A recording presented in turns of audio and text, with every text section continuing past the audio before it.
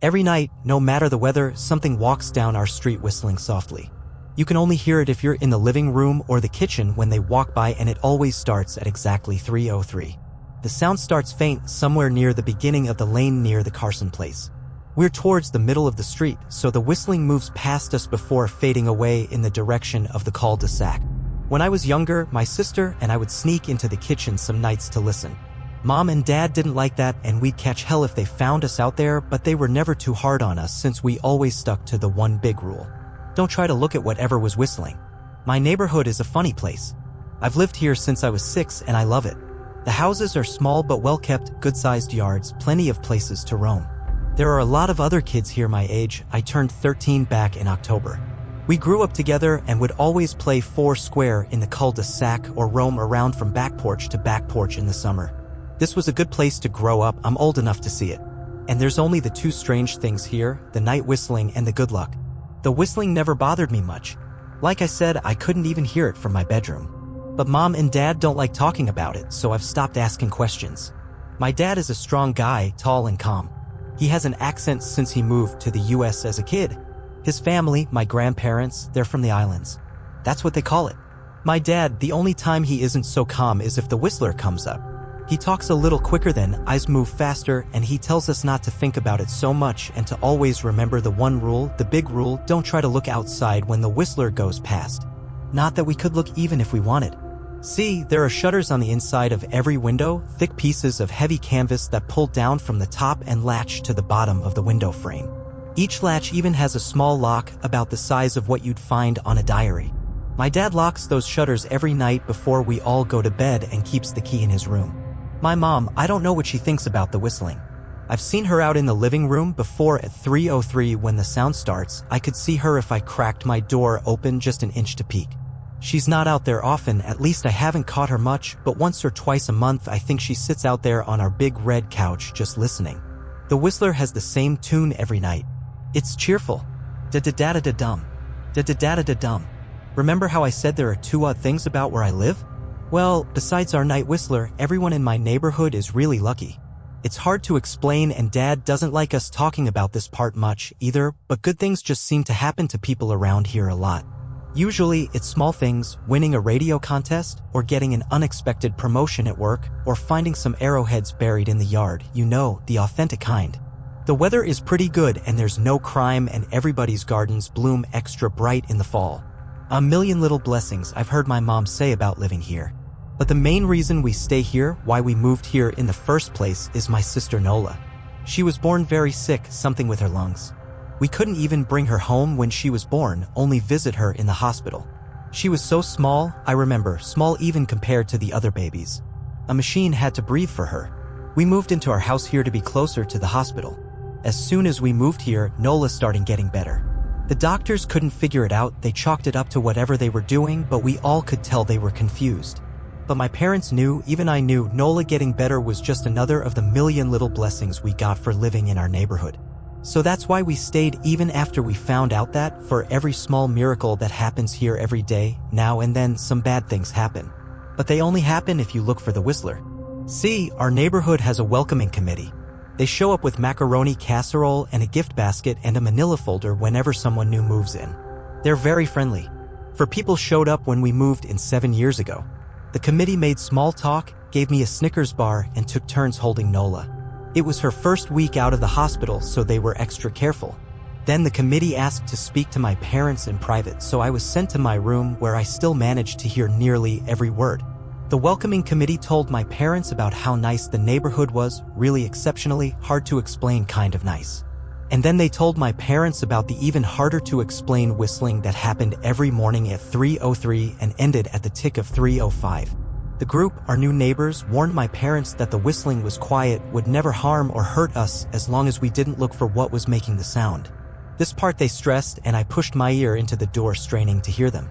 People who went looking for the whistler had their luck change, sometimes tragically. A black cloud would hang over anyone that looked. Anything that could go wrong would. The manila envelope the committee brought over contained newspaper clippings, stories about car crashes and ruined lives, public deaths, and freak accidents. Not everyone dies, I heard the head of the committee tell my dad. But the life goes out of him. Even if they live, there's no light in them ever again, no presence. My mom, I could tell she wasn't taking it seriously. She kept asking if this was some prank they play on new neighbors. At one point, my mom got angry, accused the committee of trying to scare us out of our new home, asked them if they were racist on account of my dad being from the islands. My dad calmed her down, told her he could tell our new neighbors were sincere and they were just trying to help us. He explained that he grew up hearing these kinds of stories from his mom and that he knew there were strange things that walked among us. Some of those strange things were good and some were bad, but most were just different. After the committee left, Dad went out to the hardware store, bought the canvas blinds, the latches, and the locks and installed them on every window in the house after dinner. That first night in our new house, I crept out of my room at 3 a.m. only to find my dad awake sitting on the living room couch, holding my baby sister.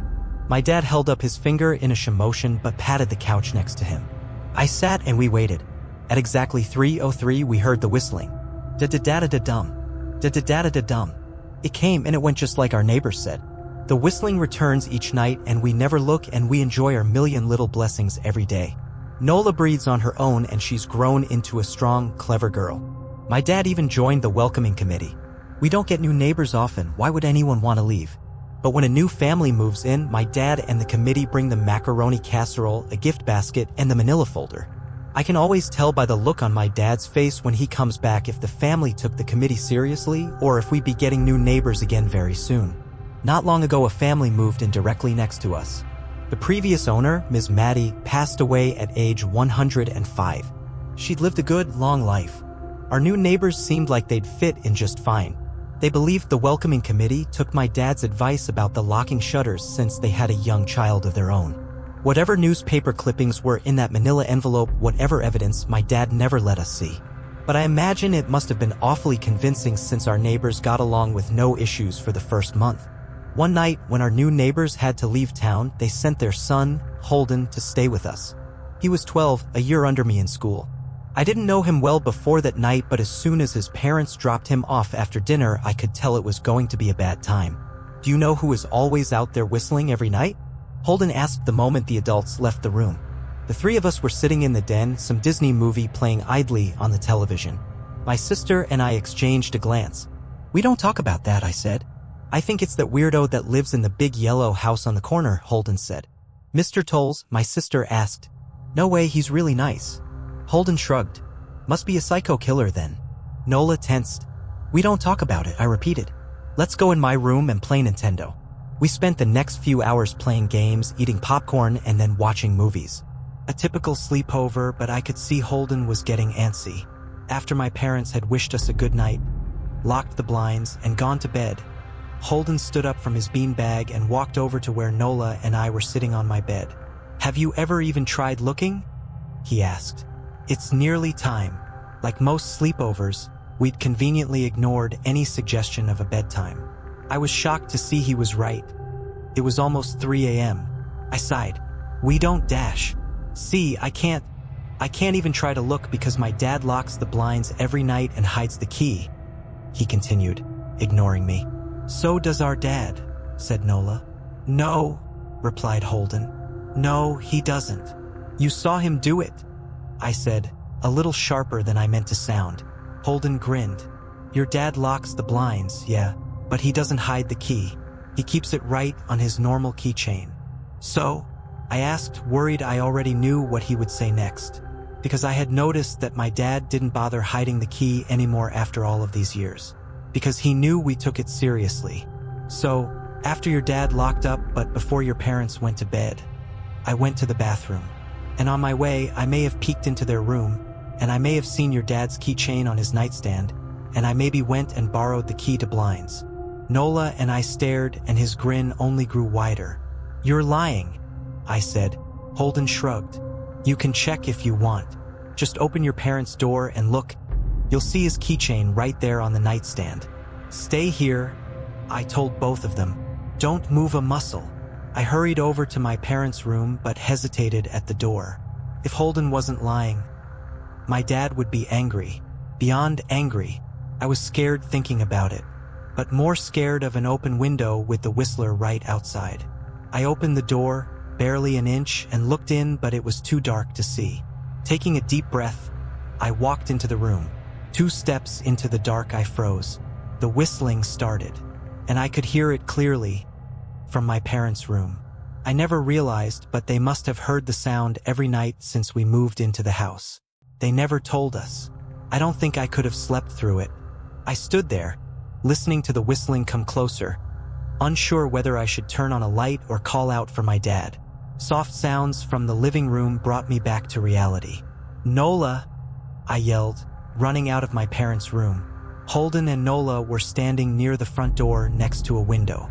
Holden wasn't lying. I could see him fumbling with the lock on one of the blinds. I heard a click. He did have the key. Holden let out a quick laugh. Nola stood next to him, hunched up, afraid but maybe curious. The whistling was right outside our house now. I think I made a sound, called out. I can't remember. Time felt frozen, clock hands nailed to the face. But I found myself moving. I'm not fast. I've never been athletic. Somehow, though, I covered the space between myself and Nola in a moment. My eyes were locked on her, but I heard Holden pull the blind all the way down so it could release. I heard the snap of it start to raise, and I heard the whistling just on the other side of the window. But I had my arms around Nola and I turned us so she was facing away from the window. At the same time, I jammed my eyes shut. The blind whipped open. The whistling stopped. I felt Nola shaking in my arms. "Don't look, okay?" I told her. "Don't turn around." We were positioned so that she was facing back towards the hallway and I was facing the window. My eyes were still closed. I felt her nod into my shoulder. I reached out with the arm not holding Nola and tried to touch Holden. My hand brushed against his arm. He was shaking worse than Nola. "Holden?" I asked. Silence. I reached past him and gingerly felt for the window, eyes still sealed shut. The glass was cold against my fingertips, colder than it should have been for the time of year. I moved my hand up the window, searching for the string to the blind. The glass began to get warmer the further I reached, and there was a gentle hum feeding back into my fingertips. I tried not to think about what might be on the other side of the window. Finally, I touched the string and yanked the blinds shut. I opened my eyes. In the dim light leaking out from the kitchen, I could make out Holden, pale and small, staring at the now closed window. "Holden?" I asked again. He turned towards me and he screamed. Everything became a flurry of motion. Lights sparked to life in the hall, then the living room. My parents' footsteps thudded across the hardwood floor. I didn't turn to look back at them. My eyes were glued to Holden. He was pale, had bit his lip so hard there was a thin red line of blood running down his chin and he'd wet himself. "What happened?" my dad asked from behind me. I managed to swivel away from Holden and look back. He looked. I'd never seen my dad scared before, but I saw it that night. In that moment, an old, ugly terror stitched on his face. A parent's fear. "Just Holden?" he mouthed to me. I nodded yes. My dad let out a breath. He looked so relieved I nearly expected him to cheer. But then he turned to Holden and my dad's face changed. I wondered if he felt bad for feeling good that Holden was the only one that looked. There was a knock at the door. We all froze. Holden whimpered. "Don't answer it," my mom said. She stood at the threshold of the hall. I'd always thought she was a skeptic and just humored my dad about the windows and the whistler, but that night we were all believers. I noticed that both of my parents held baseball bats they must have taken from their bedroom. The knock came again, a little louder this time. "Please don't open the door," Holden whispered. My dad walked over to him, hugged him close. "We won't," my dad promised, still holding his bat. "Nothing is coming in here tonight." Thud, thud, thud. This time the knocking was loud enough to rattle the door. Holden screamed again and Nola clutched her arms around my neck. My mom came over and knelt down next to us, wrapping my sister and me close. Thud, thud, thud. "Call the police," my mom whispered to my dad. The knocking instantly stopped. My dad looked over his shoulder at us. "Do you think dash?" He was cut off by frantic knocking that trailed off to a polite tap, tap, tap. "Police," something said from the other side of the door. The voice from outside sounded exactly like my mom, like a parrot repeating the words back to her. "Police. Call. The police. Tap, tap, tap, police." My mom pulled us closer. Police, police, police, police. Please stop. I heard her whisper. I don't think calling them will help, my dad said. How will we know when they're the ones at the door? The knocking came back harder than before. The door shook. Then it stopped. After a long moment, I heard the knocking again, but it was coming from our back door. We all turned together towards the back door, but the knocking immediately returned to the front door. Front to back to front, loud then quiet then loud again. Suddenly, the sound was coming from both doors at once. Big, heavy blows like a sledgehammer. Then something started rapping against all of the windows in the house. Then the walls. It was like we were living inside a drum with a dozen people trying to play at once. Or we were a turtle and something was attempting to claw us out of our shell. Stop, Holden yelled. The knocking died. I won't tell, Holden said, staring at the door. I promise I won't tell anyone what I saw. Just please go away. We waited for nearly a minute. Then we heard it. A soft tap, tap, tap coming from the window Holden had looked through earlier.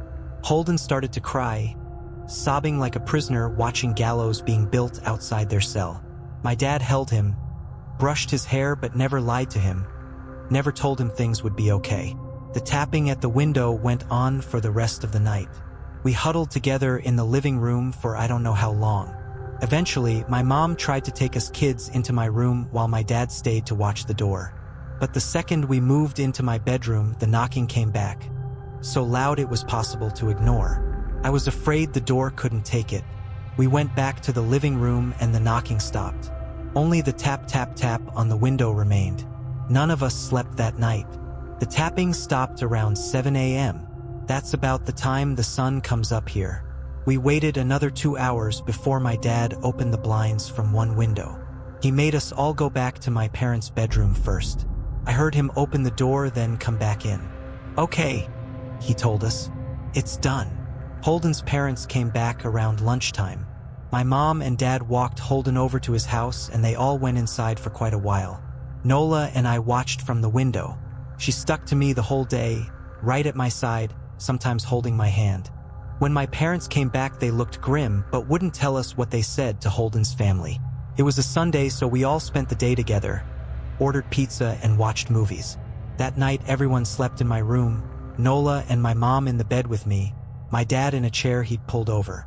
There was no knocking that night or any night since.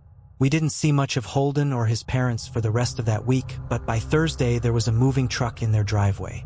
Nola and I watched them packing up the whole afternoon after school. What sticks with me most is how tired Holden and his parents looked. All three had the same pallor, grim mouths and lightless eyes. Even from across the street, I could tell something was very wrong. Holden and his family were gone before sunset. I remember what the original welcoming committee said to my parents when we moved in. Not everyone who looks at the Whistler dies, but even those that live have the light go out of them and the rest of their lives are full of misfortune. A million little tragedies. I think Holden's parents must have looked, either to comfort him if they didn't believe or share the burden if they did. I watched Nola some days, happy and young and alive, and I wonder if I'd been slower, if she'd looked out the window that night. Would I have looked too? To comfort her? To share that burden? I'm glad I don't have to find out. We still live in that house, in that neighborhood. We still hear our Whistler walking past every night. The blessings, the luck, the good things here are too good to leave. But we're careful. We don't have friends over to spend the night anymore. And my dad hides the key to the blinds very, very well. Not that I've gone looking. Some things you just don't need to look for.